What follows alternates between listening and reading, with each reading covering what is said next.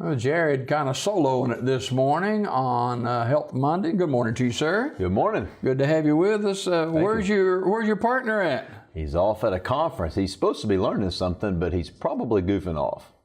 Well, if he's in Boston and he didn't go to Fenway Park, shame on him. What can I say? That's right. Hey, time of the year that we talk about on this segment every year about this time, and that's Medicare.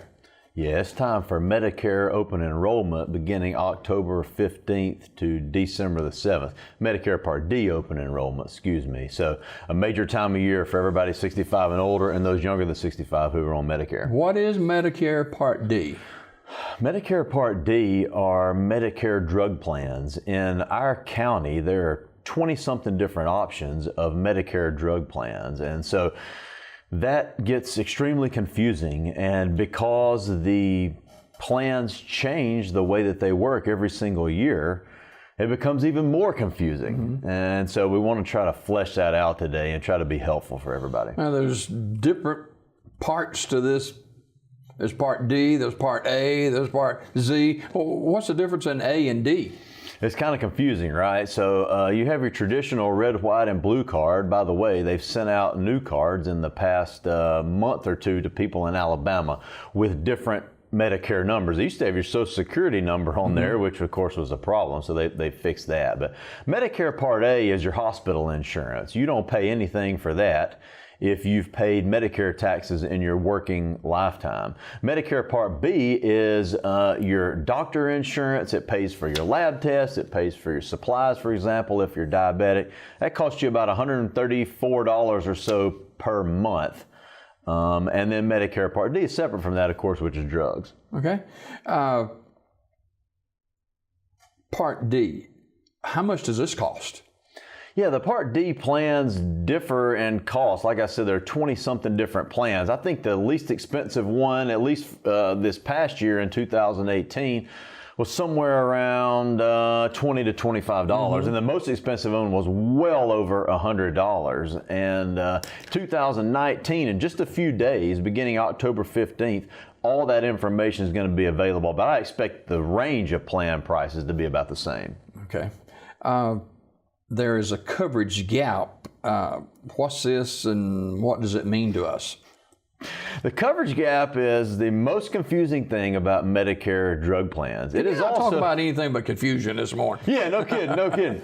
The coverage gap is the most confusing thing. It's also the worst thing about the Medicare drug programs, because once you have gotten drugs for the year that add up to $3,800 or so, that's what you pay plus what the plan pays. But after you've got drugs that are worth that much money, you go into this part where the cost sharing falls a lot more on you than it did before. And so basically when you get to the coverage gap, the price of your medicine goes up by a whole lot. And that's very confusing to people who've paid one price from January until whenever.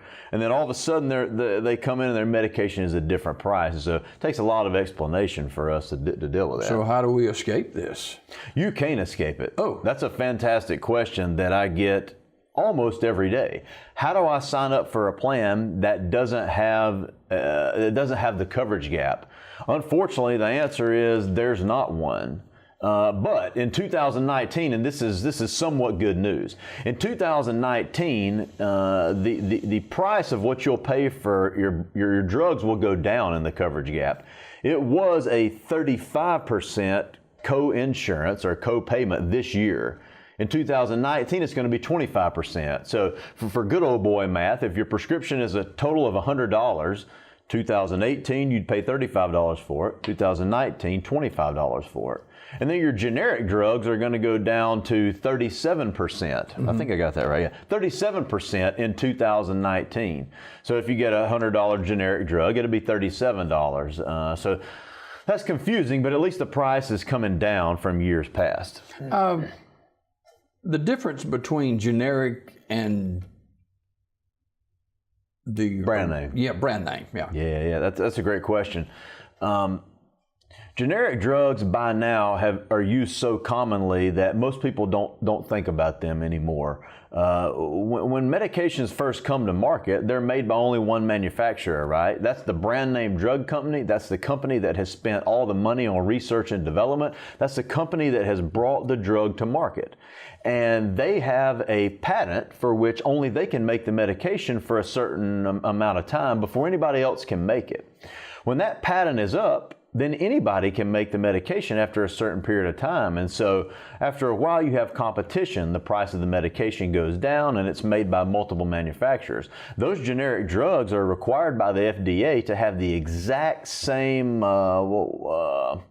what's the word? They're required to work in the exact same way as brand name drugs by the FDA. So those generic drugs, the formula's the same. The formula is the same, right? And so the active ingredients are exactly the same. They're required to prove that they work the same.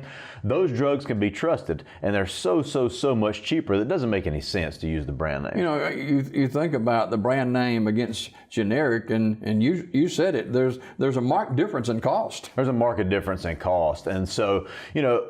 I'm thankful to the brand name manufacturers. They've brought new drugs to the market, and they continue to bring new drugs to the market. But once a medication goes generic, honestly, it doesn't make any sense to keep getting the brand name. We talk a little bit about some of the differences in Part D and 2019, which open enrollment starts this month. Are there other changes that you see? Yeah. The standard deductible for Medicare Part D plans is going to go up this year. The deductible goes up every year, so that's nothing new to you guys. So the standard deductible will go to $415 in 2019. Just to remind you, a deductible is at the beginning of the year, you pay full price for the cost of the drug until you've reached that certain dollar amount. It's going up to $415 in 2019.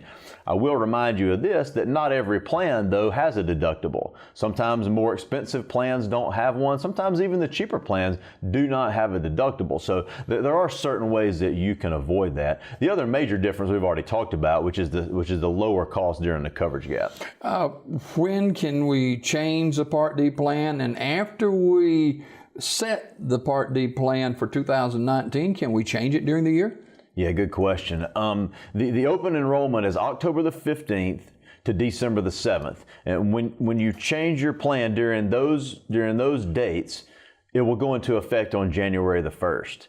In years past, you have not been able to change plans at all once you lock in that plan for the next year. In 2019, they're starting something new in which you can change your plan one time if you go to a higher rated plan by Medicare. Pretty interesting.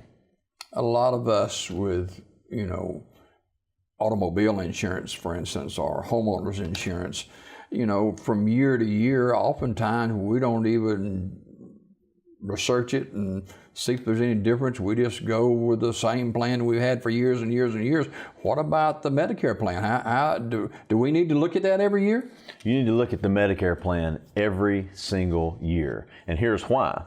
Because your plan not only might change how much it costs per month, it might change the copayment that you have for brand and generic medications, and maybe even more importantly than that, it may change the drugs that are covered on its formulary. So you may have been on a medication for 25 years that your plan has covered in 2018, and all of a sudden it's not on the list of covered medications for 2019. So you always need to look. Even if you've been very satisfied with your plan in the past, you need to make sure those things are going to continue for next year.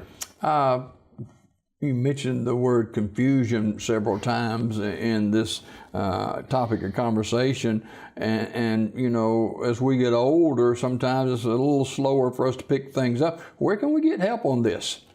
Where can we get help? So glad you asked. So glad you asked. Well, I will tell you that even in the beginning, when this first started in 2006, I have to tell you, it was even confusing for me. So, and I consider myself young and relatively intelligent. But having spent so much time on it, it's easier for me now. You guys know where you can get help. You can get help from us at Marble City Pharmacy. We tell our patients during this time of open enrollment, please ask us to review your current plan and look at other plans for the possibility that you need to change. If you're not a Marble City Pharmacy patient, then ask your pharmacist to do that, and if they won't, come to us. We'll help you with that. And you have a privacy area there that you can sit and talk with people if they request that. Oh, sure. We have to be very careful to make sure that nobody hears our personal and private information, and so we can do all those things in private to make sure your information is not given out. All right, open enrollment begins when now? October the 15th. I think, what's today? Today is the 8th. Today's the 8th. 1 week from today on Monday. All right. And that will get us through Medicare Part D. Jerry Johnson, our guest this morning. Before we go this morning, the temperatures are going to be changing later on this week, and you're going to get more of the feel of fall. October is a festive month. What's going on inside the store in the gift shop there? In the gift shop, everything's been changed over. We got the fall decorations, and it looks fantastic. Gifts for everybody in the family. In the pharmacy, we're giving flu shot after flu shot after flu shot. So it's that time, and if you hadn't gotten and they're free. They're free for most people.